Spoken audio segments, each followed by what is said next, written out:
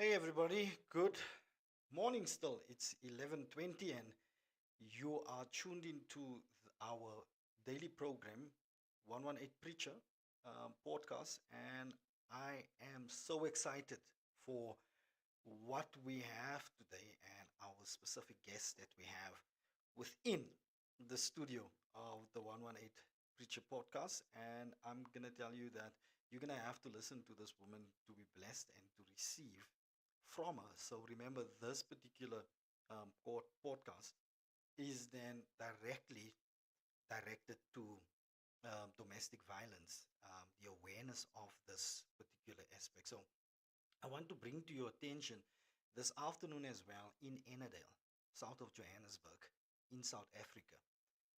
We, I believe there's a woman group that's coming together at 3 o'clock at our entrance, James Street, and they will just also just bring forth that awareness and just say the message, enough is enough, Yes. so and that's basically what we are projecting from today onwards, and just to bring the aspect and the reality of this is not right and this is not how love is being showed, where violence is literally being brought across to people, Yes.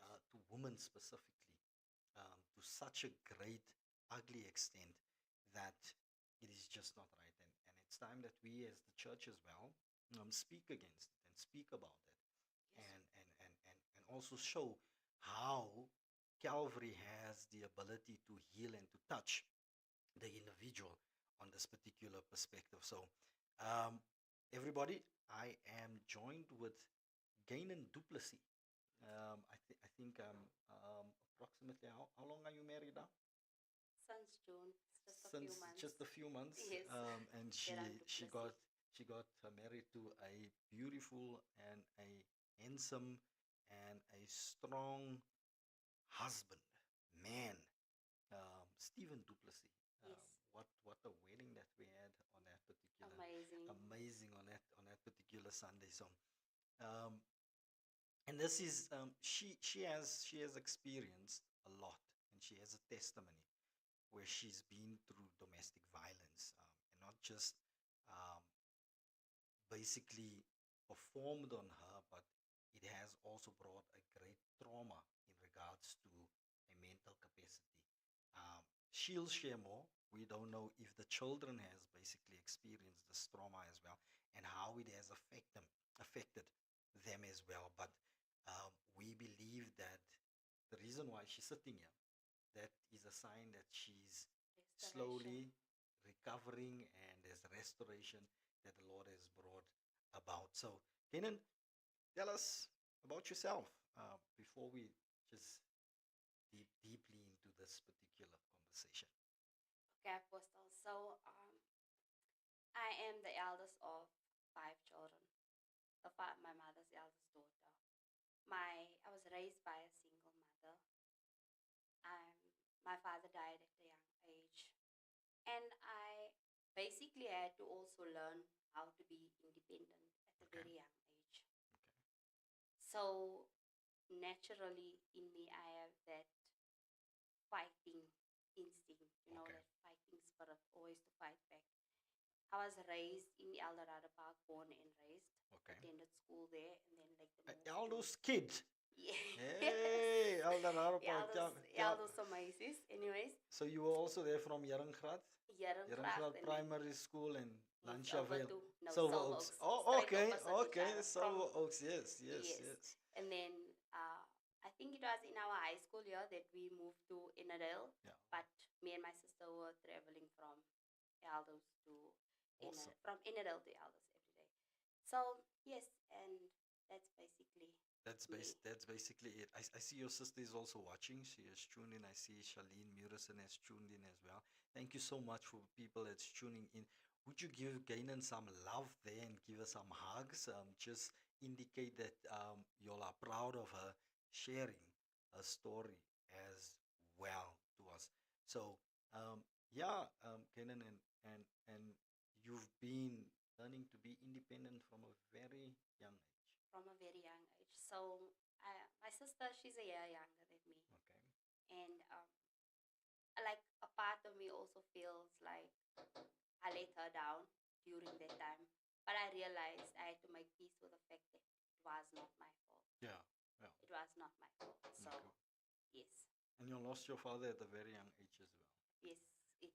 Her and I, we share a father, and then my other three siblings have their own Their own father. fathers. Yes. Okay. No, that's good. So let's go into the your background that you have given to us.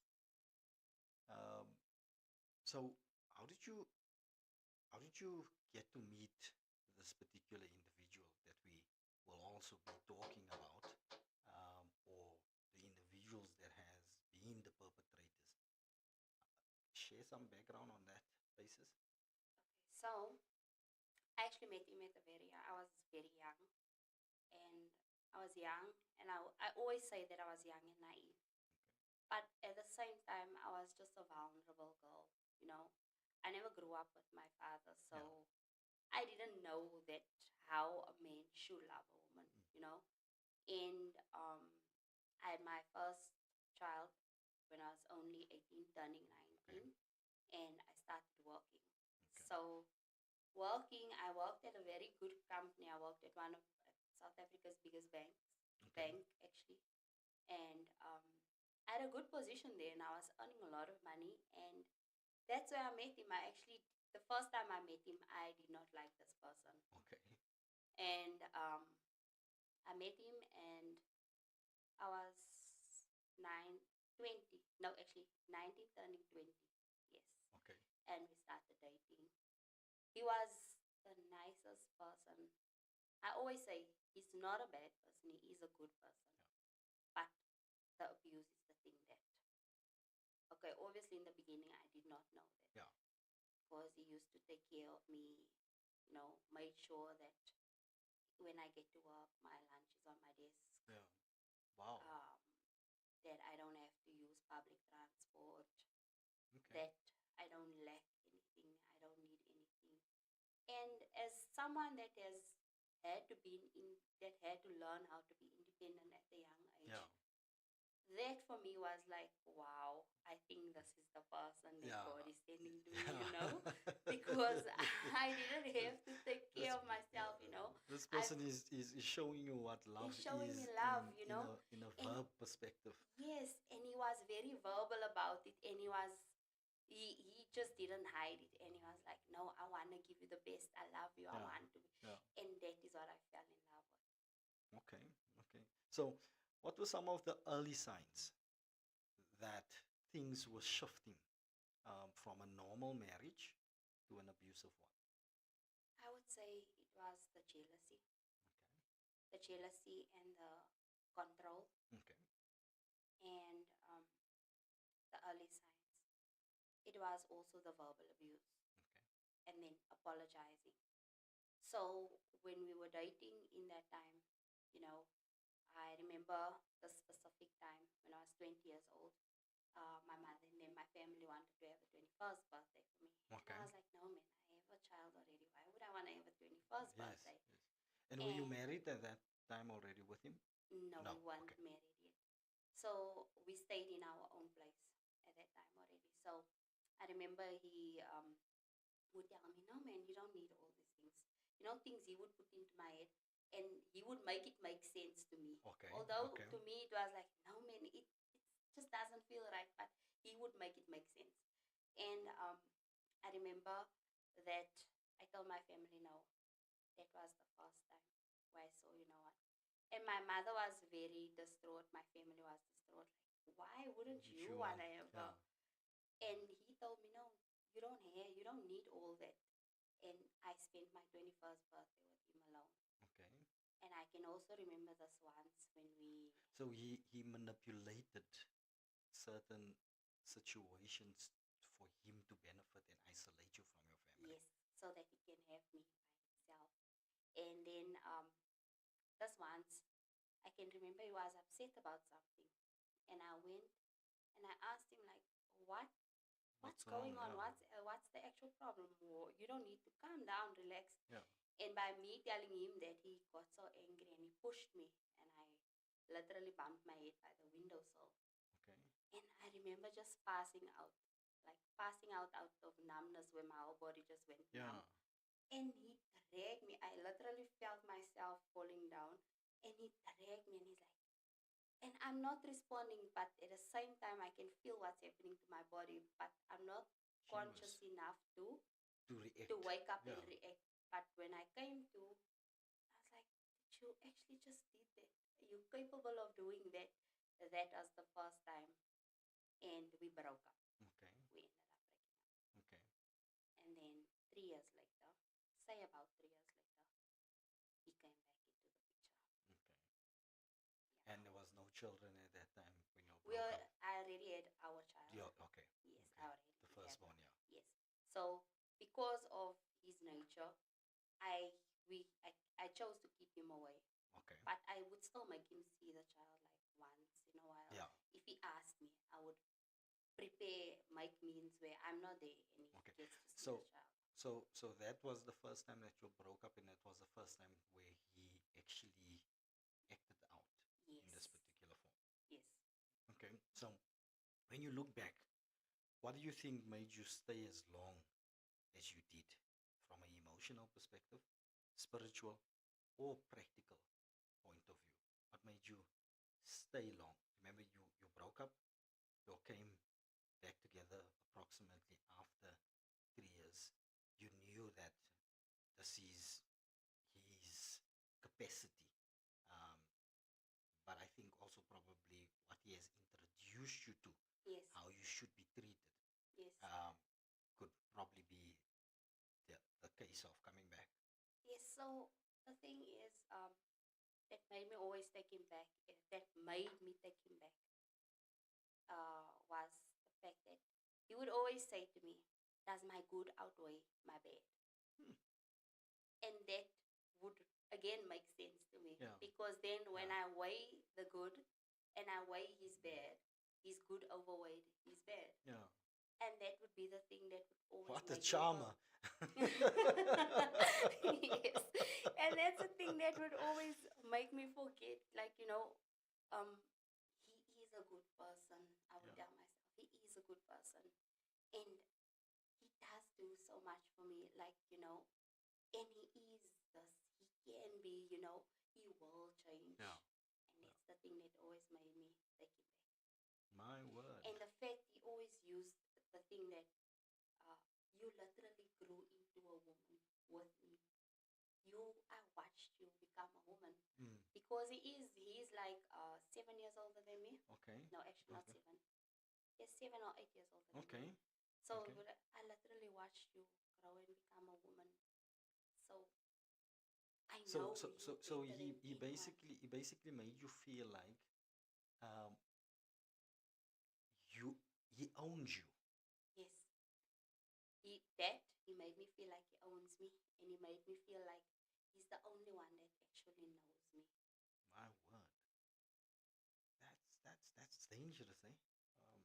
For someone to find himself in such a capacity of selfishness, self-centeredness, Yes. that is extremely dangerous. So emotionally and spiritually, the practicality of all of these movements and decision. Um, so after 3 years, um, how did you get to the point of spiritually um, Converting. converting it and taking him back? So when he came back,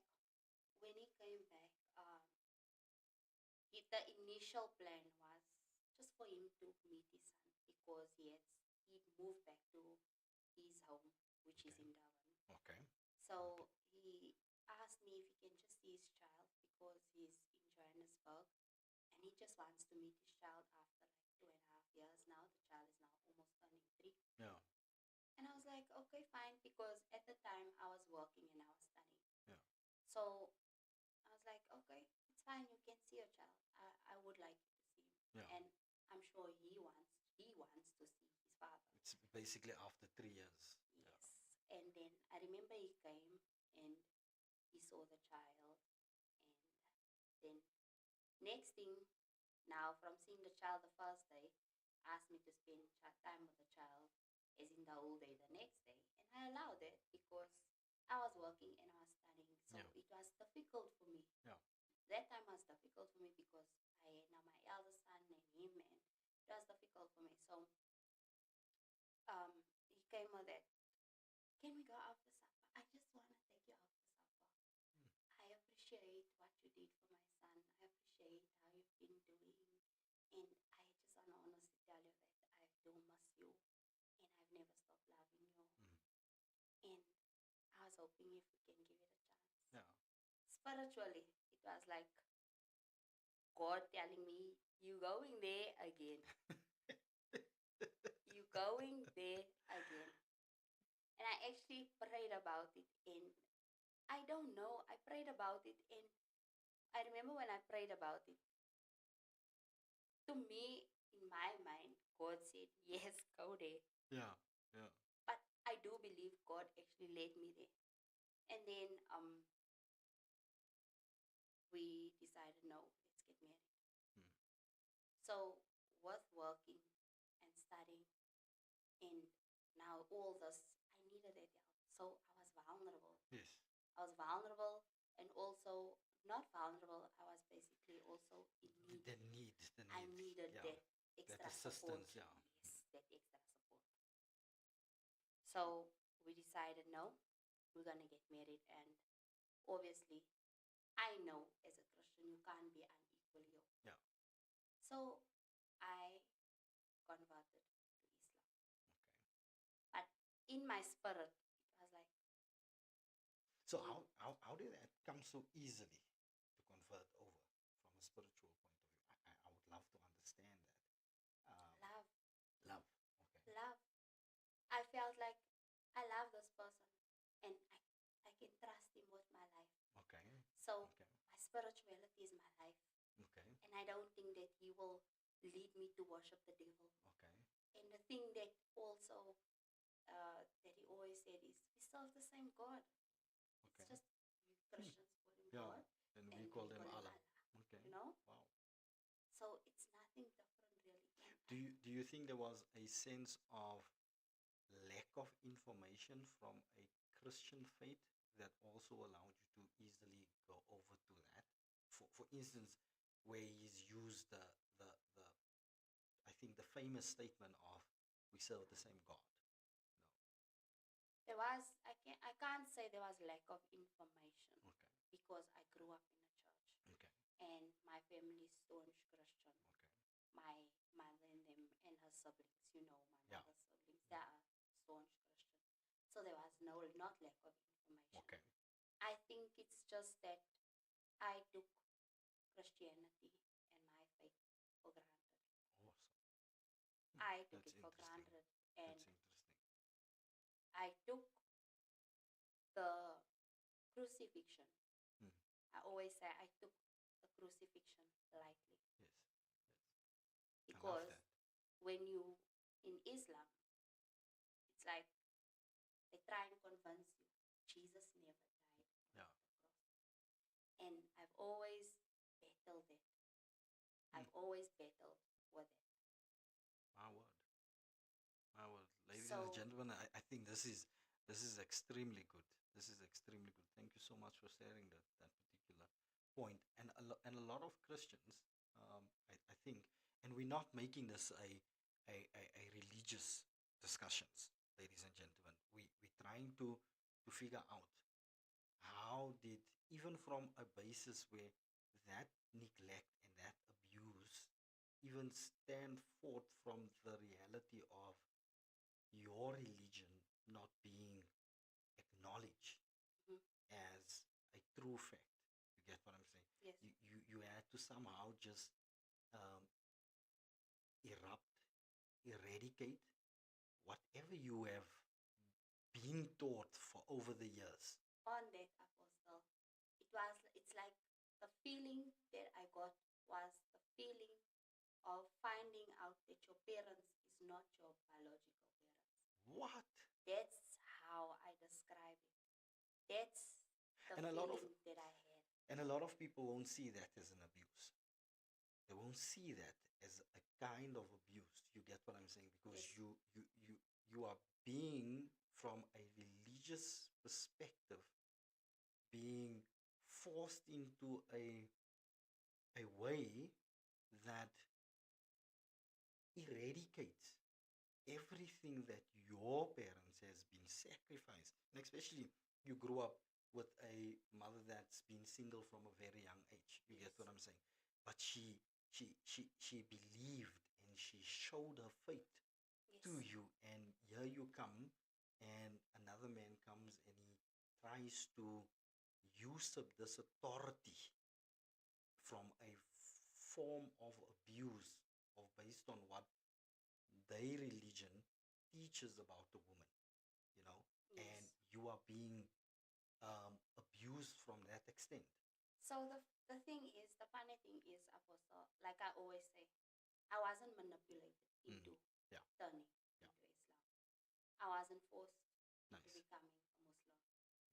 And like I said, it was not lack of Yeah, information, or because I was in church every Sunday. I used to sing in the church. I used to, but it came from me.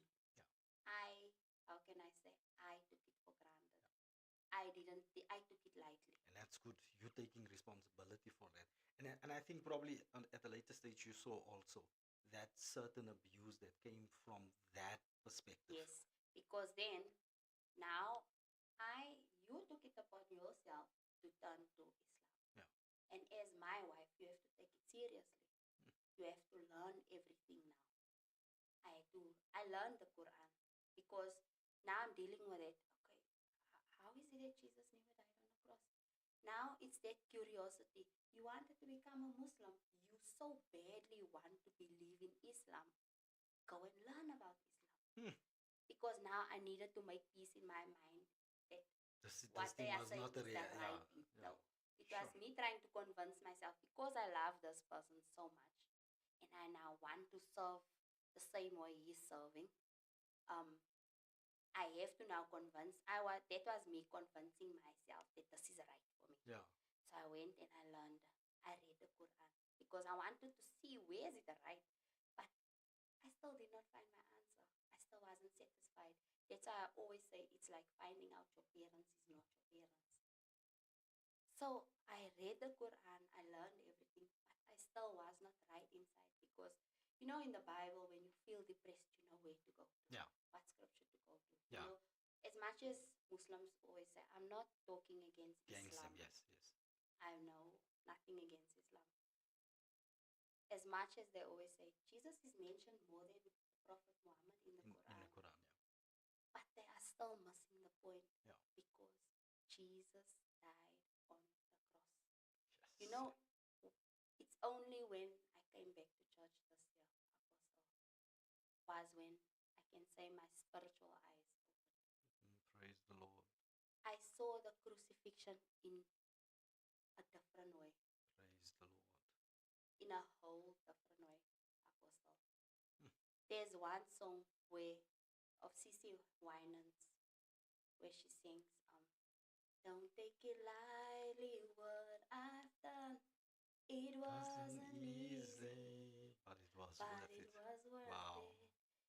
And I was listening to that song and it struck me. It My struck Lord. me.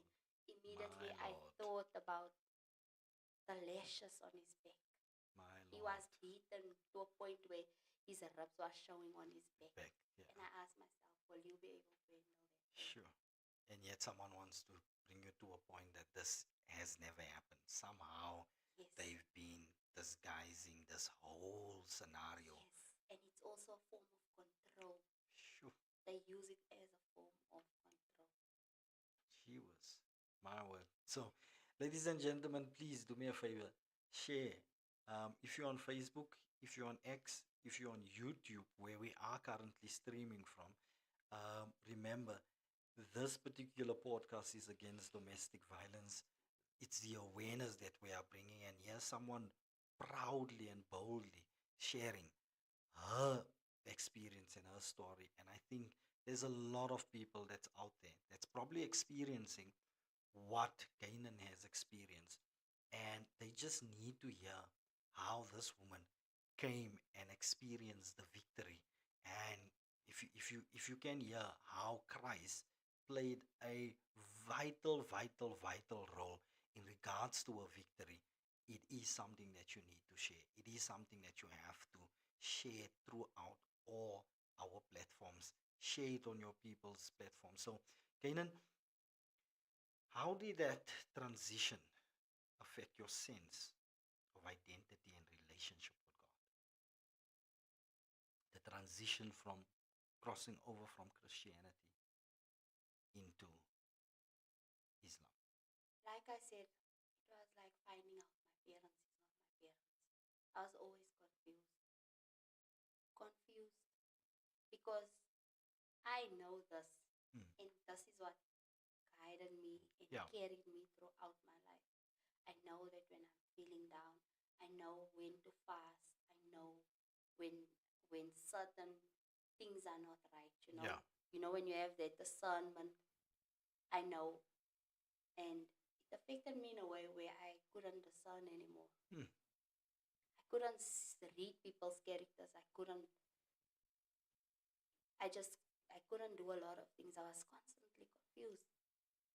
She was. That sounds difficult in itself. I know how important my spiritual life is to me. And even if I sit driving, speaking in tongues under the Yes. unction of the Holy Ghost, Yes. just worshiping the Lord when I'm not feeling well, Or even with listening my, to a gospel you song. know, And the funny thing is, with raising children, I was, I was like, me knowing the gospel, growing up in the gospel, knew that in my soul and in my spirit, this is not right. yeah, What are you going to teach your children? Because you know you're not going to teach them this because it's not the truth. You know you're not going to teach them this. yeah, So at this moment, you're not teaching them anything yeah, because I wasn't teaching them anything. I wasn't teaching them religion because I didn't want. In my mind, I knew that I can't yeah, teach them Islam. But I know that if I teach them Christianity, it goes against my marriage. yeah. She was, and the entire family would be against you in that regard. Yes. So and the abuse as well. she was. So the family knew about this abuse. His family or Yeah, mine? his family. His family knew about it. Okay. They knew about it, but because of the type of person that he is, even they were scared to intervene. And most of the time, it would happen when it's just him and I. Okay. When it's just him and I, and where we stayed in a suburb area, so the walls there is high, Yeah. No and one the can houses see. and the yards are so big that even when you're screaming, no one else can hear you. You have to literally run out, and that was highly impossible for me. Sure. Highly impossible for me. My word. Based another question just in regards to the Christianity and that transition that has taken place. What was the turning point that led you back to Christ? The turning point was 2 weeks actually before I left. Okay. 2 weeks before I left, he beat me so badly. He beat me so badly where I actually suffered a bad head trauma, My word. and like I can't even explain to you. That was, I can say, out of 10 from everything that I've experienced, that was a 8 out of 10. Jesus. So I remember I was like looking in the mirror. I couldn't even look at myself. I would see my face looking like this. Swollen and My arms I always had blue arms. My arms was always blue from being gripped like that. I was always purple and blue. But I was blue, purple, my thighs, my face. And I looked in the mirror and I was like, I can't even look at myself anymore. Hmm. Who's this? Who's this person? And I had to smile through it. If it would just see that what's going on with you, why are you giving me attitude, I would get it again. And he hit me, and I laid on the floor, and I went. I was crying. I can remember I was crying. I was just laying there on the cold floor, and uh, I was listening to this one song. I just thought of that song. Um, when you're up against the wall and your mountain seems so tall, you know that song, and you realize life's not always fair. You can run away and hide and let the old man decide, or you can change your circumstances with a prayer. When everything falls apart, praise his name. When you have a broken heart, just raise your hands and say, Lord, you're all I need. You're everything to me. So that song, I listened to it over and over and over and over. And I fell asleep on the floor. And I can remember now. It was like in me, I have to wake up, make sure the children eat their breakfast because no one's going to do it. That was my responsibility. Yeah. Regardless of how I'm feeling, even if I'm in pain, even if what, I have to do and make sure that he gets his food, make sure he's sorted out. So I remember doing his washing, and he asked me, please iron a t-shirt for me. I have to go now. My friends are fetching me. That just broke me. It like broke me. I'm like, I can barely make it, and you want to leave me here. I don't have no family. Already that time I was in a deep depression because I didn't see my family. I've been isolated. I don't have friends there. I have no one, nowhere I can go to. If I do go somewhere, it's just a shop, checkers or whatever, and back. I don't have anywhere to go to. And I'm like, I'm not in a state to being alone. And his words, the turning point was his words when he said to me, I made up my mind. You are just a mad bee. And he would tell me those things like this exactly how you just a mad bee, and you weren't raised with a father, so you don't know how to treat a man, and you don't know how to be a wife. You're just a useless piece of, Yeah. and So verbally, the abuse on just that basis was massive. yes, and my son came to me. My son was only 6 years old that time. You must know my son has always kept quiet, always just been looking because he doesn't want to get him to his father's bedside. My son came to me and he said to me, Mommy, just leave him. Just take your bags And and he let's saw go to all Oma. of this. He saw it, although he never saw the physical abuse, Yeah. because what he would do is he would put the children in the room while he's hitting me. He would put the TV loud for the children in the room, close the door, and hit me and do whatever he wants to do with me, so they wouldn't hear. But when they come out of the room, they would see I'm crying. Sometimes I would try and extra, but they would see that I'm either bleeding or my top is torn, or his father is angry and stuff like that. So I sat there, and my son said to me, Mommy, just leave him. Just leave him. Take your bags and let's go to Oma. As much as I was living in autopilot because um, I suffer from PTSD, Yeah. anxiety, depression. Like, I didn't even know what's the terms for all All the of things those that I things, was yeah. suffering until I seek help and all that. And then for me, that was the turning point. I was like, as much as I was on autopilot and just loving every day, like doing my daily Yeah. chores and not really being present, that hit my core. That hit my core. I can imagine. That's when I started planning my getaway. Getaway. Yes. So, with all of this happening, all of this trauma, emotional abuse, verbal abuse, physical abuse taking place, you moved um, out from Durban, coming back to Johannesburg. How was that transition emotionally? Um, coping from the reality of I always had this person assisting me, and now I have to come back here and try and build things because he has isolated you. He has kept you away from family.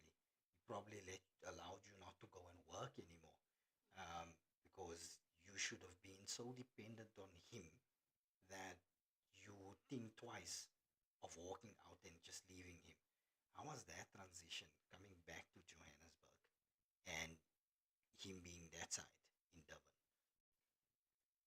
That 2 weeks, Apostle, I can only say it's God. I don't know how I did it, but I can remember what laying there on the floor. I said, God, I know I've abandoned you. I know I've disappointed you. Nah. But I do believe in Jesus Christ. Yeah. I do Yeah. believe that he died. I do believe that he is alive. And I do believe that you are there and that you can see me. You Yeah. can see my tears. And I can't do this. I can only do this with you. Guys, see, Chris says the sound is very soft on your side. This, Yeah, okay. just probably put it closer to you. I am putting some louder, Chris, so people are really listening to your story. This is amazing.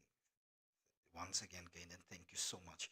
So you can continue, and you were saying, Yes, so that 2 weeks was the most difficult 2 weeks.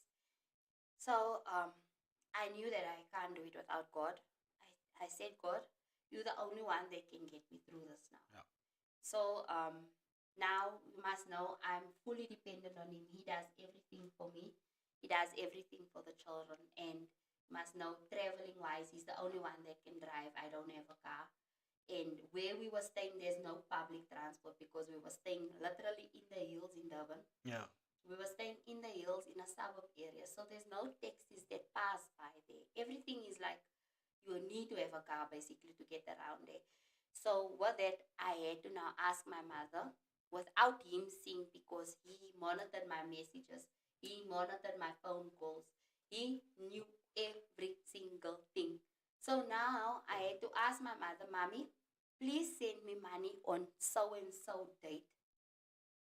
Because had she sent it sooner, he was gonna see. yeah, So Mommy sent me money on so and so date. I am coming home. My mother and them was so used to that story of I'm coming home, Yeah. I'm coming home, that my mother did not take me serious. Hmm. I said, Mommy, I'm coming home. And my mother said, no problem, I will send you the bus money. Because I couldn't ask him. Because I was going to be like, where are you going to Yeah. with my children? You're Yeah. not going anywhere. If you want to go, your only way out is through the grave. And I remember he told me that if you die, your family won't even know what's going to happen to you. And that was when I realized that what he is actually capable of. Sure. You must know my PTS was so bad, Apostle, that if he spoke to me in a certain way, even if it's a low tone, or even if he just makes a certain expression, I would wet my pants. Wow. Like in a way where I go numb from my hips down. My hands was constantly Sure. shaking. I had social anxiety. My Social word. anxiety. I couldn't be around people. So planning that, I'm thinking, okay, how am I gonna pack one bag only and not also make it look suspicious? Yes. So what I did was I picked out all our clothes already. I knew I'm not coming back. I told myself you are not coming back here. So what I did was I picked out all our clothes that I'm taking and I packed the rest into black packets. Mm. And I left it in the outhouse. So where we stayed, there was like an outside house with a toilet and all that, where the gardener and where the domestic worker, yes, where she would go and do her things in there. So that was basically for them. So I knew I was very friendly with the helpers because they're in Durban, they're but backwards. Yeah. So I'm not being funny, but it's not like Joburg, Yeah. race wise, they're very racist Yeah. also. So then I was very friendly with them and I could speak to them actually. So the clean I can remember, So they also saw this they abuse. saw this. They saw what was going on. But obviously they can't They say can't nothing. say, yeah, they can't say anything. Otherwise they will get chased away and they don't get paid. So then I picked out black packets and I told him, the gardener, Sukisa, I left black packets there for you. When you coming next week after next, you take that packets. So I knew that when my ex never went in there. Okay. So I put those packets in there, and I knew that when I'm gone, I'm gonna tell my ex give that packets to that guy. Okay. So I picked out all our clothes and I told him go give it to your wife and your children. I picked out our clothes already because I knew I'm not coming back here. And then I picked the children's things. We literally left with one suitcase. So the day before leaving, I told my mother-in-law, I'm gonna go visit my mother, and she sent me bus money, so I'm okay. I don't need bus money. Okay. My mother sent me money for the bus, and lucky thank God that time elder coaches were still Operating, yes. Yes. So I asked her, please, won't you drop us at the station? She's And she never mentioned it to him she did. afterwards. I also mentioned it to him, Okay. but he wasn't happy with me going. But he Okay. also knew that I needed to go now. Okay.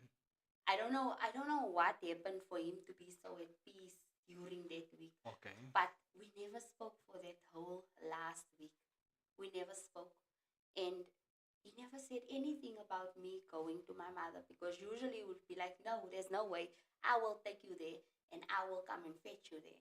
Yes. And you're not going to visit more than 3 days. But it was weird of him to just say, no, Allow it's fine. you to, yeah. He never even spoke to me. He told her, no, it's fine, let her go with the children. It's okay. So my mother-in-law took me to go and take the money out at ShopRite, buy the bus tickets. And the day of leaving, she was supposed to drop us off at the bus station. But the thing that makes me sad always is, I don't know why it makes me emotional, but I think she knew. I think she knew that I'm not coming back. Okay. Because throughout my time being there, we had a kind of a relationship of, where how can I say, she loves her son, but at the same time, she also loved me and she Yeah. did everything for me. Yeah. And she couldn't do much by helping, in getting involved Yeah. in the abuse. Because she's not allowed to do that as well. Yes, and also because of the person that he is, a lot they're scared of him. Sure. So I think she knew, because the day before that she was just upfront with me. It was just like, I know I'm not gonna see you again, and she just went out of her way, and we just spoke on a different level. Yeah. So the day when I left, she actually told him, take my car and take them. I don't want to be the one to take them. You take them. So I was shocked when I actually saw him taking us to the bus station, and he took us. And I was nervous. You must know, I'm keeping in all these emotions of the abuse. I couldn't cry out. I couldn't fight back. Now I just want my mother. I just want my mother. And now I'm thinking, if he can just decide now to turn around and I miss my bus, or if he can just decide now he's gonna get angry and I'm not gonna take his children, what am I gonna do? Yeah. So the whole way to the bus station, I'm praying, I hope this guy doesn't get angry now. I hope he doesn't change now. I just hope that he has peace and just let us get into that bus. Apostle, the minute we were in that bus and I was with my children, I just took one bag. I didn't care. I bought 2 tickets and we are 3. I said, no, it's fine. I sat with my children, Apostle, and I can remember my son, the 6-year-old. It's the happiest I've seen him. Wow. Once that bus left the station, Apostle, I can remember on the highway, we were driving on the highway, and he specifically knew the bus that I am in. Okay. That's the type of So person. so he still followed as well. He followed the bus. That's how he's that type of person. He's a perfectionist. He's specific. I don't know how to even describe him. He's just like, he was all eyes everywhere. So I can remember seeing the Mercedes just driving off and we splitting our ways, and I was looking through the window and I said, God, God. Wow, the grace of the Lord. Thank God. Like I could breathe now. And my child was so happy. He actually set up the whole trip on the bus. And his sister was sleeping on his head, on his lap. And I'm telling him, relax, boy. Yeah. Sleep. He says, no, mommy. You'll sleep. I will look after you. Sure. That's when I said, no, my children have been through a lot. I can imagine. They've been through a lot. Wow. Wow. So tell me, Kanan, how did you balance protecting them and trying to survive yourself when it comes to your children in this house of abuse? Because I there's a think- sense of, I still need to protect them. I can't have them also experience this and still survive yourself. Basically making sure that he's happy. Agreeing with everything. Sure. Agreeing with everything. He used to smoke weed, Apostle. I'm not a weed Yeah. smoker. I don't like weed. He would say smoke. And I'd be like, no man, I don't want that stuff. Like, hey man, smoke. Now I have to smoke too also. you Yeah. know. Yeah. So I had to keep him happy. I had to smile when I had to smile. Yes. I had to pretend basically Sure. that everything is just okay and just And not all of- upset him. And all of this came from a basis of fear. Fear. Yeah. Fear. Because he was the type of person that you literally don't know when he's gonna just snap. Snap, yeah. We would be having lunch on a Friday. And if he'd be like, Khadija, that was my Muslim Muslim name, name. Khadija. And I'd be like, yes, I hear you. If the shit, next thing, flights, everything now, everyone's mood is ruined. Like, what did I do? Then my mother-in-law would even be like, because Yeah. we don't know Yeah. what's gonna happen now. So he had a father, Yes. okay, and his father was also there. And they, No, his father wasn't there. okay, His father never approved of what he was doing. His Okay. father always heard about it, and his Okay. brother as well. I can remember also this one day we were in the bathtub and we were just having a normal conversation. Next thing I get the smack. Bah, I don't even remember. Up until today, Apostle, I can't tell you what I said wrong, what I did wrong. Next thing I'm seeing blood clots dripping down my ear.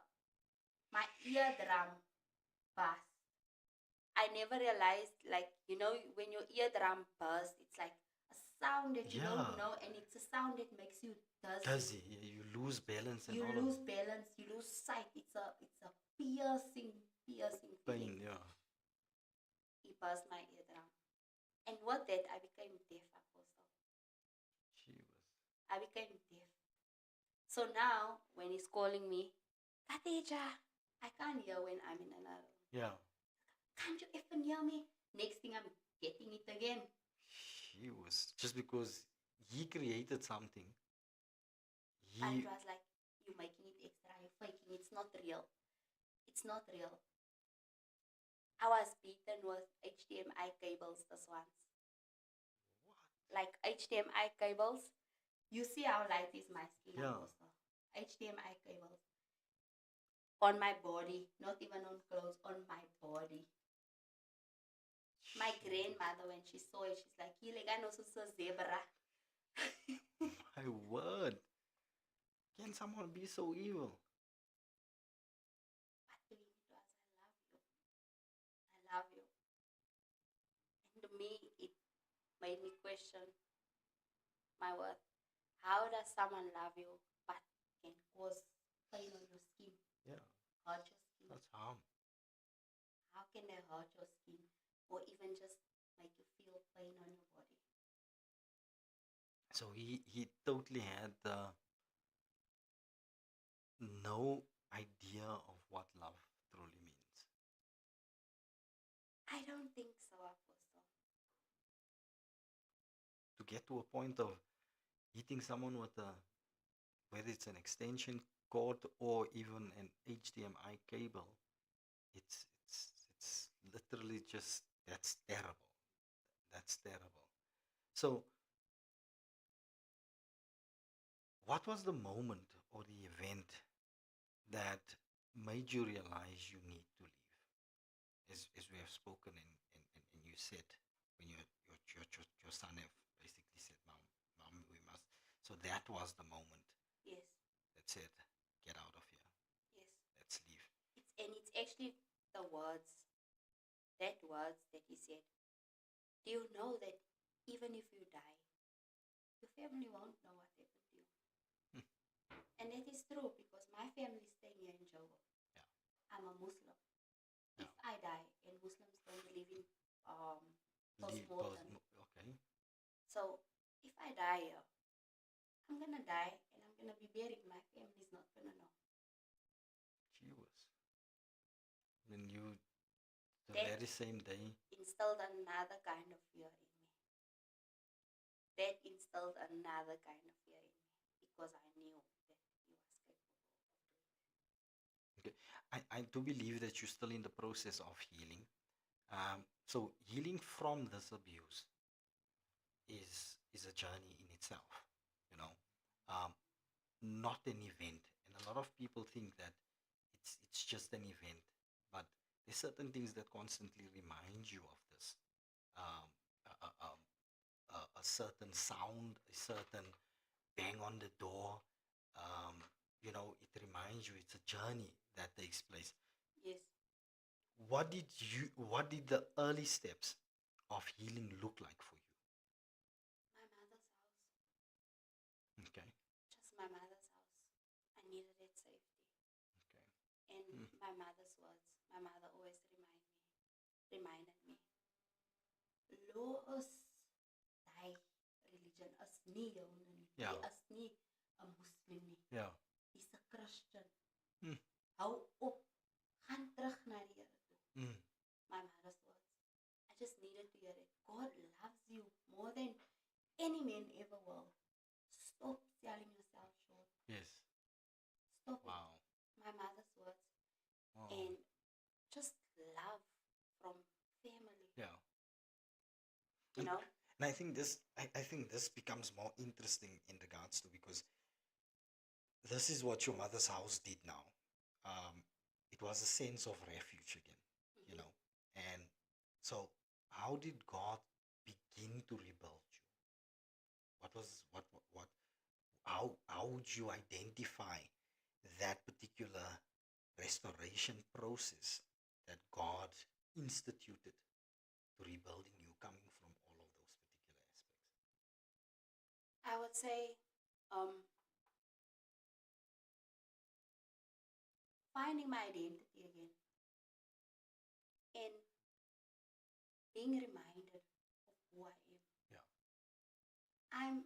I used to always say, even when I was fighting with him, I'm the daughter of the Most High. Yeah.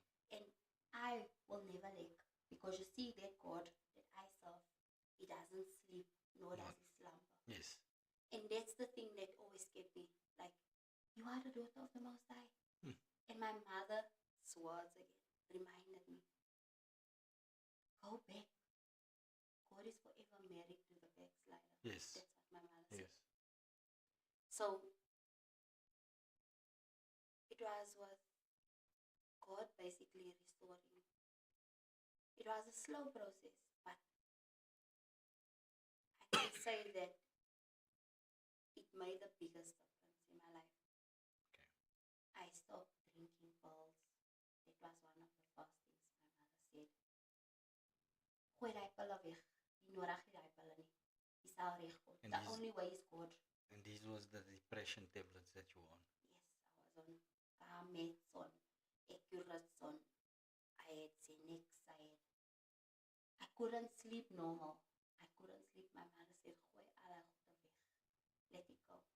I had to learn how to cope without it. Certain sounds, Apostle. If I hear a car coming behind me, it makes me nervous.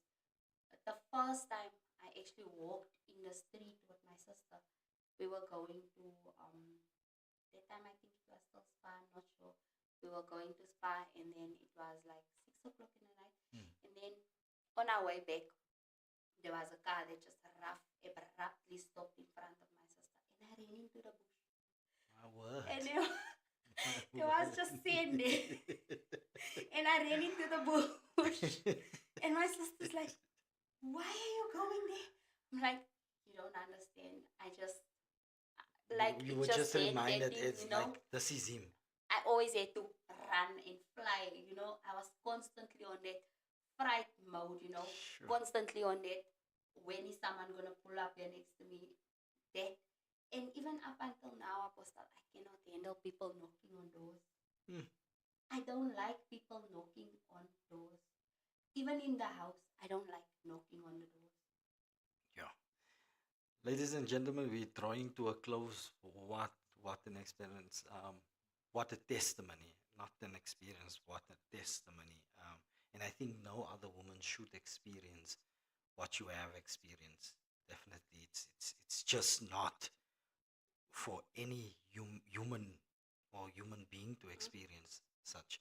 So, Kanan, what would you say to a woman who feels trapped right now, the way you once did? What should you say to that person? Leave. Trust God. You're never too old to start again. Mm. You never. No matter how many children you have, even if you have nothing in your purse, leave Yeah, and just trust in God. that's it. And I always say, and a lot of people ask me this question because some people have the notion that God would be against me as a pastor to say, no, you still need to remain in that particular relationship or in that marriage. Um, and I've once um, responded to a group of pastors, and I said to them, I will never give someone that advice to remain, Mm. because even if it's my daughter, Yes. if something like this happens to my daughter, or I've got two daughters, I will be the first one Yes. to get into that house, take my child, Mm-hmm. take her to court to pull up a restraining order against this particular person, and I will support even to get divorced, Yes.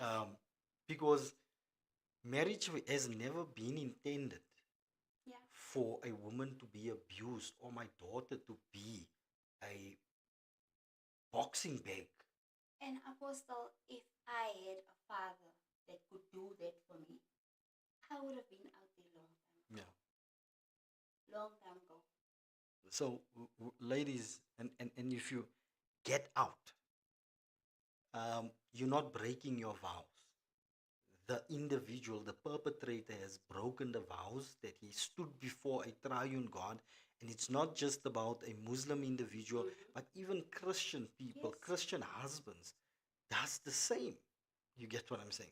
And those vows, and even when we look at Ephesians chapter 5, verses 23, when he speaks and he says, woman, submit, that submission there does not speak about you being boss over Yes. the woman. It's not referring to you having authority over that particular individual. And even to a degree, when he says that the husband is the head of the woman, that phrase there in the Greek, and if I can remember it correctly, it is kafu or something like that. It doesn't speak that you have authority over the person. It doesn't say that you need to lead the individual. It's actually stating that you need to love Yes. that partner the way Christ loves that Yes. individual. And to an extent, and I think sometimes to the church capacity as well, how we brought across how to love and what submission means. Submission from the biblical true perspective doesn't speak that you have authority, you Yeah. are boss over that woman, and you're not leading, because there can't be two leaders. Yes. You have to either, as a husband, give your leadership over to Jesus Christ so that he can direct you in what direction your family has to go. Yes. But you don't have the authority over that individual. But the other thing I also realized, Apostle, is that it's a weak man that does that. Yeah. Because they need some type of way to show their power Yeah. and It's- control yeah. and this. So they do it to the weaker person, Hmm. and it makes them feel some type of And they don't realize that that's a nature that has been awakened within them to that degree where you are so self-righteous that you don't even feel convicted or see the wrong that you have just done to the next individual that God also loves. yes.